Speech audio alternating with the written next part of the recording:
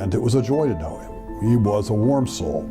Pastor John Debevoise speaks with tender affection as he recalls his 30-year friendship with Ted Fyffe. People still talk about Ted's character as a teenager and the way his good character, his encouragement of others, his friendship was a real blessing in the life of this larger community. The oldest son of Jim and Carol Fyffe, Ted grew up in Tampa with his younger brother Don. Pastor John recalls that Ted inherited a passion for learning from his mother, Carol, a well-loved English teacher.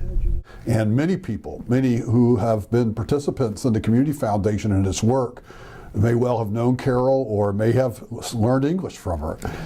She had a reputation for being a very passionate teacher, a very thorough and demanding teacher, but an inspiring teacher. In the 1960s, while stationed on an aircraft carrier, Ted witnessed a horrible accident involving 2 aircraft. Ted was traumatized.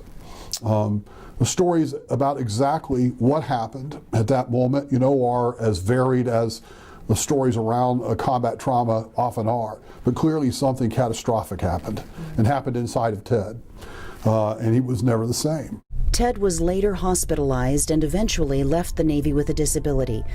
The once outgoing young man was gone, replaced by a loner, living at home, quietly struggling.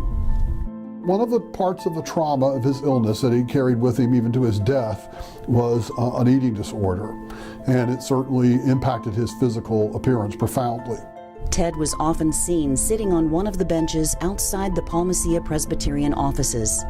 Few people knew he was a dedicated volunteer, giving not only his time but also his money until his passing in January of 2008. The surprise, the joy, was in what easily could have been a service where I thought it might have been me and his family and the organist. There were hundreds there.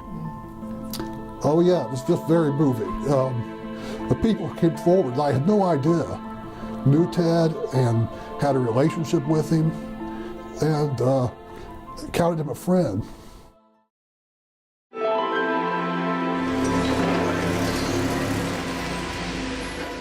Another surprise was in store for Pastor John. Ted left bequests to Palmacia Presbyterian Church and other organizations, including Feeding America Tampa Bay.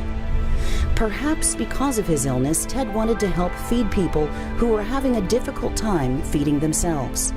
It's something Carolyn Riggins, child nutrition manager at Feeding America, hears from parents every day who say, "Thank you for what you're doing, because today I had no idea how I was going to feed my child." So I have to tip my hat to the donors. I have to tip my hat to the people who give us dollars, because it's dollars and the food that allows us to be able to do what we do. Feeding America Tampa Bay is a food bank collecting and distributing food throughout 10 counties and feeding over 450,000 people every year through over 600 charities. It's a big task that grows bigger every year in a weakened economy.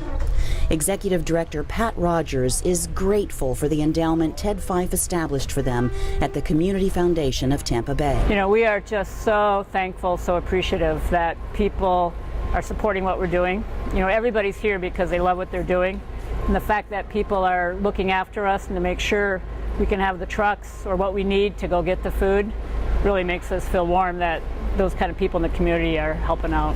People like Ted Fyffe, who showed compassion and kindness throughout his life and after his death. Just a remarkable generosity, particularly considering, that he was someone who lived off of a Navy disability pension. It really is a power to what's possible for one generous spirit.